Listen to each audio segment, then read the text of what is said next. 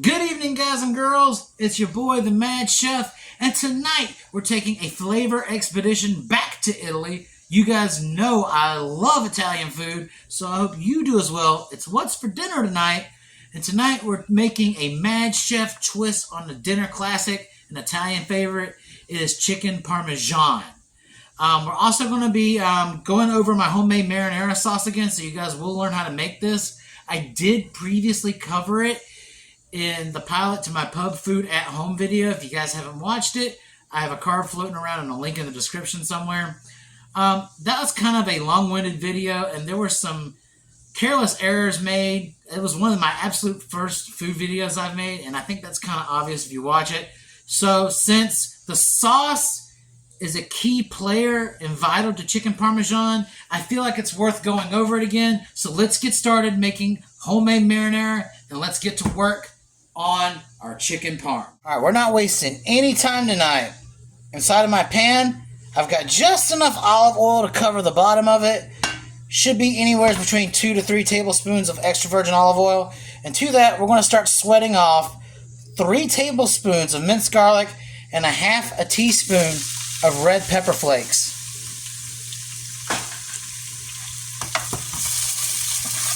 Now, don't be alarmed at the red pepper. It's not really going to make it spicy. Most of your jarred marinara and pasta sauces do have some form of red pepper flake in it. It is a traditional flavor profile.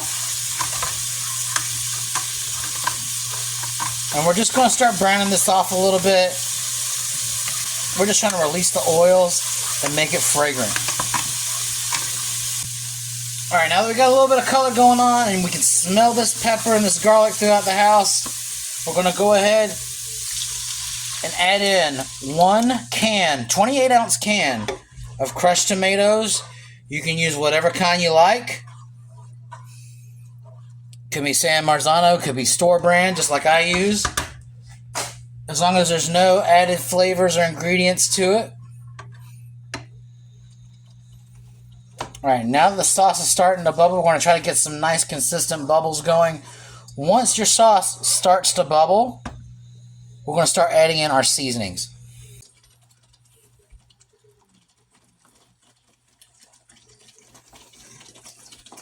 Alright, now that we got bubble action going on, we're going to start adding in our seasonings.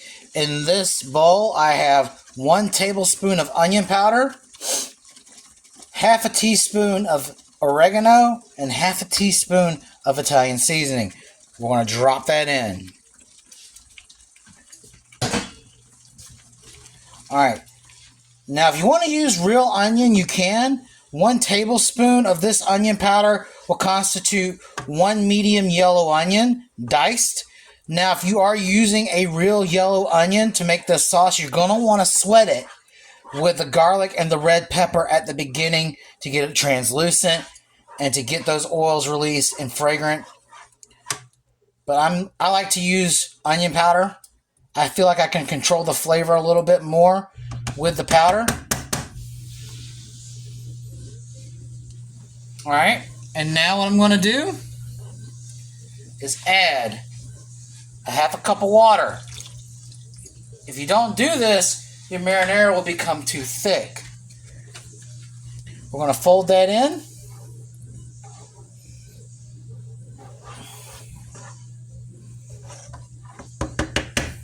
And we're going to turn down the heat. And we're going to let this simmer for 20 minutes, stirring every 5 minutes. So I'm going to put a lid on it, and I'll see you guys again in 20 minutes. Alright, it's been 20 minutes, and it's the moment of truth. Oh, would you look at that? That's beautiful. The beauty of slow simmering a pan sauce like this, a pan marinara sauce like this, is that it breaks down the tomatoes. It releases that sugar and relieves some of that acidity from those tomatoes. So you always want to simmer it on a lower heat. You don't want to boil marinara. So now, we're going to do the final step. We're going to season it with 1 tablespoon of regular granulated sugar, 1 teaspoon of kosher salt, and 1 teaspoon of ground black pepper. And then, it's not a marinara without fresh basil. And this is roughly 2 tablespoons of chopped fresh basil. We're going to stir that in, and then we're going to simmer for another 5 minutes. You don't want to cook the basil for longer than that, because then it'll become overcooked, and then it's not going to provide you with the flavor that it needs to provide you with. I mean, when you're making a simple pan sauce like this, the golden rule is to never exceed 25 minutes tops. Alright, I'm going to put a lid on this, simmer it for another 5, and then we're going to start working on our chicken. Guys, now it's time to focus on the protein, the most crucial part of this recipe, the chicken. Didn't really do anything special here. All I've got are 3 boneless, skinless chicken breasts that I've trimmed and split in half and very lightly seasoned with kosher salt and ground black pepper. We're going to turn these guys into some happy little chicken cutlets.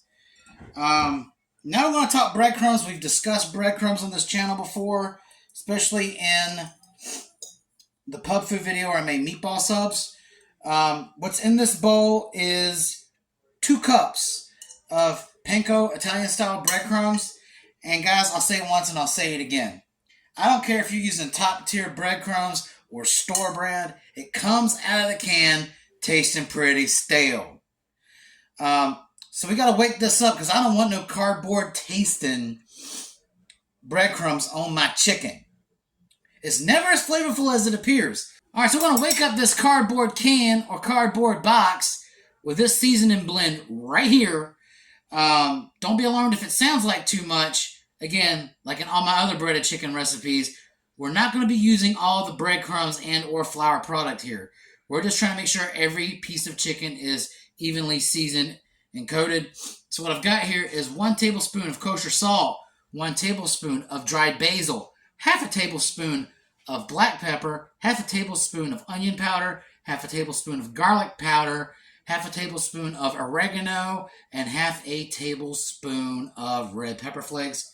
We're going to toss that in. We're going to mix it up real good, make sure it's woke up.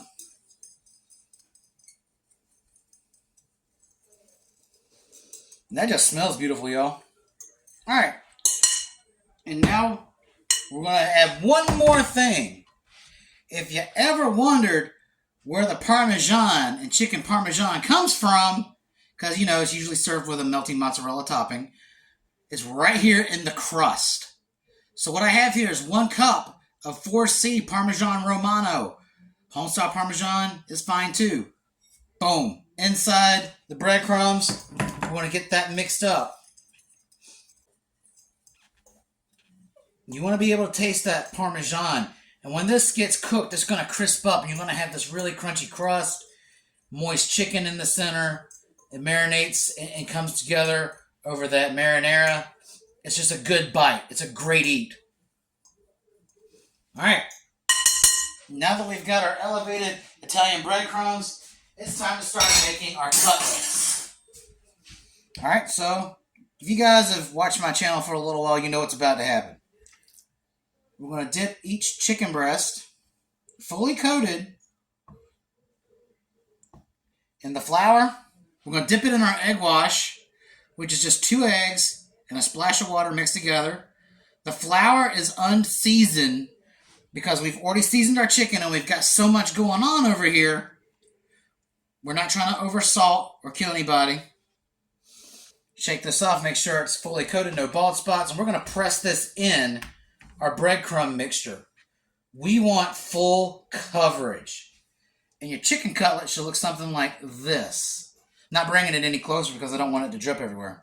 So you're going to repeat this until all your little chicken cutlets are fully breaded. Alright, not wasting any time, I've got my hot pan with just enough olive oil to cover the bottom of it. Also at the same time, I've got my spaghetti water boiling. So what we're going to do now is we're going to cook our chicken cutlets 3 at a time to prevent overcrowding.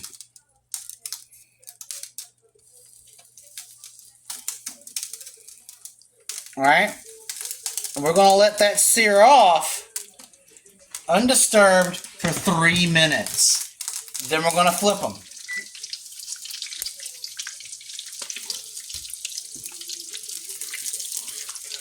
Alright, so this took actually about 4 minutes, but that's kind of what you're wanting to see there.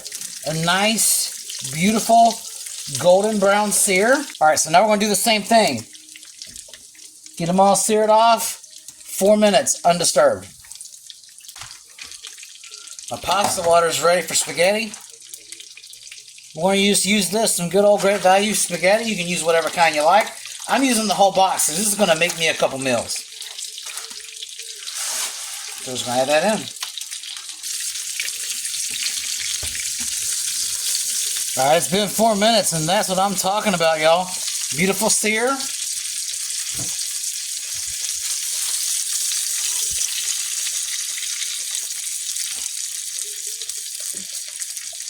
Alright, we're going to repeat this process till we've cooked all of our chicken cutlets. Alright, so all of our chicken cutlets are done searing, and look at that. That's what I'm talking about. I know the lighting at the stove wasn't the best because it's getting dark out, but I figure I'll let you guys see what the result looks like after you're done searing them. Now, if you guys have big chicken cutlets like I did, I ended up having to crack a 3rd egg just to batter my last piece. Nothing wrong with that. Just depends on the size of your chicken breasts. So now what we're going to do is put a light coating, spread it with the bottom of your ladle here, across your chicken breasts. This is the traditional way to do it. You don't want a whole lot on there because then you're going to undo what that crispy sear does. You're going to make soggy chicken, and no one wants that.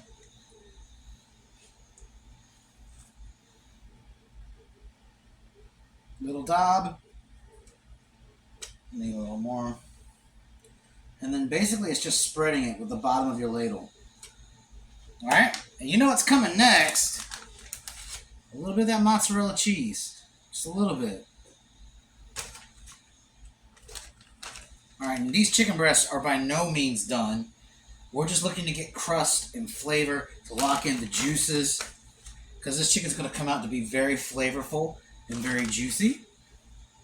And that's the beautiful thing about searing. It ensures that not only do you have a crunch, but you're going to have flavor and moisture. It's going to just come gushing into your mouth like an Italian chicken orgasm.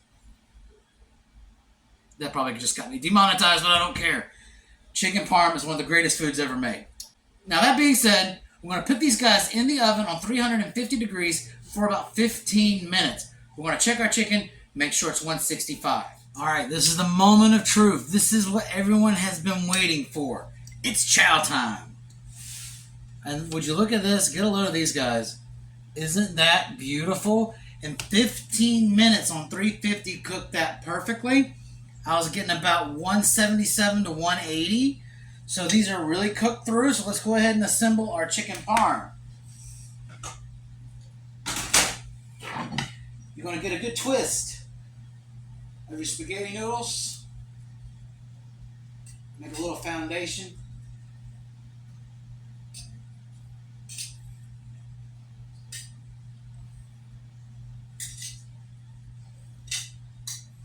Something like that. Alright. And then you're going to take your marinara and give it a little dollop like that. Alright, you see that? If you're anything like me, you also make garlic bread while you're resting your chicken. Now I'm starving, so I want to get me a big one. Get this one right here. Oh, I ripped it, but that's alright. Boom. Bada bing, bada boom. That right there. That's what chicken parm should look like. Smells amazing. One last question needs to be answered. What's it taste like? You're about to find out, y'all.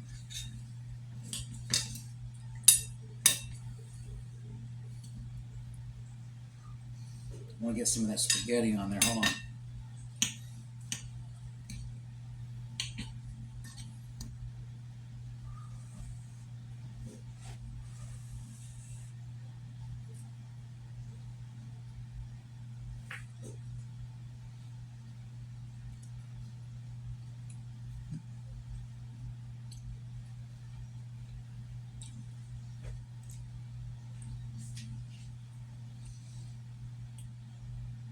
And that, my friends, is some knockout chicken.